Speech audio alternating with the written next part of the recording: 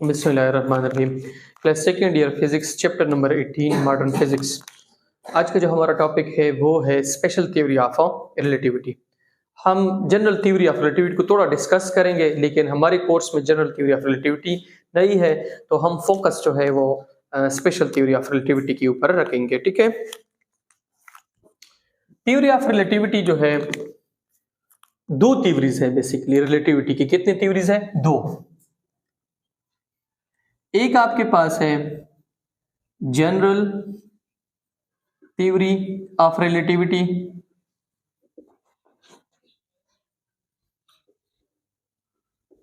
एक आपके पास है स्पेशल थ्योरी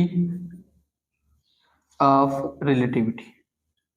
ठीक है, ये दो फेमस थ्योरीज हैं। इन दोनों को आइंस्टाइन ने जो है पेश किया था आफ्टर 1900। ठीक है, दोनों को किसने पेश किया था? आइंस्टाइन ने आफ्टर 1900। अगर हम इसमें जनरल थ्योरी ऑफ रिलेटिविटी की बात करें, जनरल थ्योरी ऑफ रिलेटिविटी, अगर हम उसकी बात करें तो आपके पास जनरल थ्योरी ऑफ रिलेटिविटी जो है वो स्पेस और टाइम के मुतालिक है। किस चीज के मुतालिक? स्पेस और टाइम। इसमें हम स्पेस और टाइम जो है उसको पढ़ते हैं और उसका आपस में जो इंटरेक्शन है उसको हम स्टडी करते हैं। ठीक है, ये हमारे कोर्स में नहीं है। जनरल थ्योरी ऑफ रिलेटिविटी जो है वो नॉन इनर्शियल फ्रेम के लिए, किसके लिए है? Non inertial frame of reference, non inertial frame of reference. लेकिन ये हमारे कोर्स में नहीं है। ठीक है, हमारे कोर्स में जो है वो स्पेशल थ्योरी ऑफ रिलेटिविटी है, तो हम स्पेशल थ्योरी ऑफ रिलेटिविटी को पढ़ेंगे। ठीक है, दोनों को आइंस्टाइन ने पेश किया था।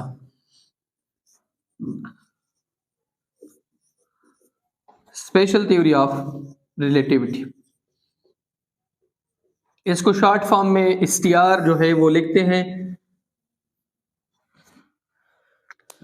स्पेशल थ्योरी ऑफ रिलेटिविटी जो है इसके बुनियादी तौर पर दो पास्टुलेट्स हैं। कितने पास्टुलेट्स हैं? दो।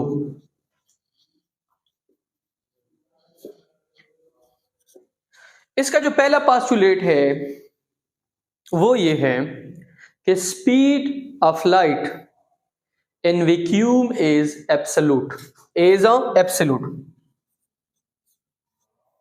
Speed of light in vacuum is absolute.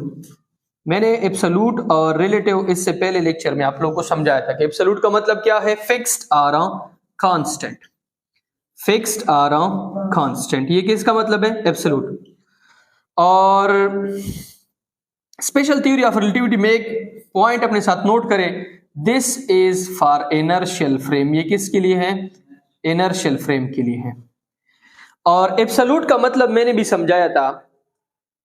अगर आप speed of light in vacuum is absolute इसका मतलब समझना चाहते हो तो इसका मतलब ये है it is independent, it is independent of frame of reference.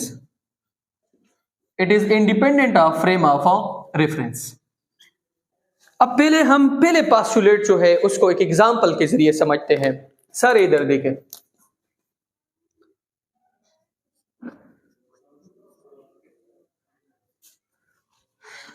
यहां पे हमारे पास एक फ्रेम ऑफ रेफरेंस है, उसमें एक बंदा बैठा है। ठीक है, कोई बंदा है, आप किसी को भी ले सकते हैं। आपके बुक में इसके लिए सारा लिखा है। क्या लिखा है? सारा। ठीक है, ये जिस फ्रेम में है वो रेस्ट में है। किस में है? रेस्ट में। और वैक्यूम है, यहां पे क्या है? वैक्यूम। जो मीडियम है वो वैक्यूम है। और यहां पे दूसरा जो बंदा है वो आपके पास यूनिफॉर्म मोशन में है। किस में है? यूनिफॉर्म मोशन में। सेकेंड जो बंदा है, फॉर एग्जांपल कोई भी है, आप उसको जो है नाम उसका दे दें, वो यूनिफॉर्म मोशन में। फॉर एग्जांपल अनस है, जिसको बहुत ज्यादा बीमारी है, वो इधर है, ठीक है, अनस। ये frame of reference uniform motion के साथ जा रहा है और ये फ्रेम ऑफ रेफरेंस रेस्ट में है, ठीक है। तो पहला पोस्टुलेट ये कहता है कि फॉर एग्जांपल यहां पे मैं कोई लाइट का सोर्स लगाता हूं, ये बंदा भी उसको ऑब्जर्व करता है, ये बंदा भी उसको ऑब्जर्व करता है। तो याद रखें स्पीड ऑफ लाइट दोनों के लिए क्या होगा? 3 × 10⁸ मीटर पर सेकेंड। ये कांस्टेंट होगा। क्या होगा? Constant. Speed of light in vacuum is absolute, fixed and constant. दोनों के लिए क्या होगा? सेम होगा। दोनों के लिए कांस्टेंट होगा। क्या होगा? कांस्टेंट। ये हमारा जो है फर्स्ट पोस्टुलेट है। क्या है? फर्स्ट पोस्टुलेट है। इसकी समझ आ गई है? ये बात आइंस्टाइन ने कही थी। अगर आप न्यूटन की बात करें, न्यूटन कहता था कि ये रिलेटिव है। क्या है? रिलेटिव। इसका जो सेकंड पोस्टुलेट है वो ये है कि न्यूटन लॉज, सेकंड पोस्टुलेट हमें कहता है कि Newton laws have same result in inertial frame. Newton laws have same result in inertial frame. Newton laws have same results in inertial frame. Newton laws जो है इनर्शियल फ्रेम में उसकी results क्या है? सेम है।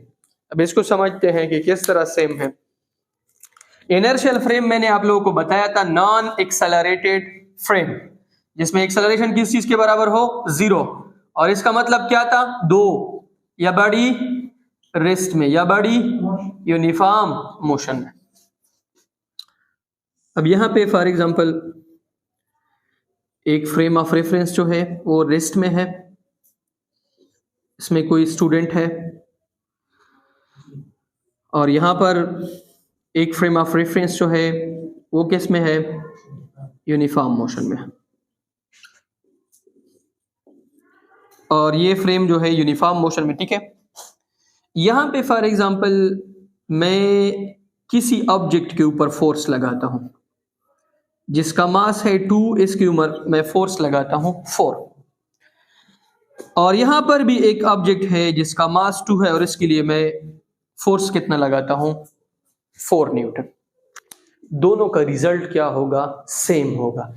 यही इसका क्या है? Second postulate. पहला पोस्टुलेट कि speed of light in vacuum will be fixed, constant, absolute, it does not depends upon frame of reference. मतलब कि अगर मैं रेस्ट में हूं, आप यूनिफॉर्म मोशन में है, दोनों वैक्यूम में है, स्पीड ऑफ लाइट को अगर हम ऑब्जर्व करेंगे दोनों के लिए v will be equal to c, इनका स्पीड c के बराबर होगा। दूसरा कि अगर आप रेस्ट में हैं और मैं यूनिफॉर्म मोशन में हूं, दोनों Newton first law second law किसी लॉ को भी अप्लाई करते हैं तो दोनों के रिजल्ट्स क्या होंगे? सेम। ये 2 पोस्टुलेट्स है। अभी नेक्स्ट लेक्चर जो है इसमें हम इनके जो कॉन्सिक्वेंसेस थे, या मतलब इनसे जो हमें चीजें हमारे पास आई थी एप्लीकेशंस, वो पढ़ेंगे, ठीक है।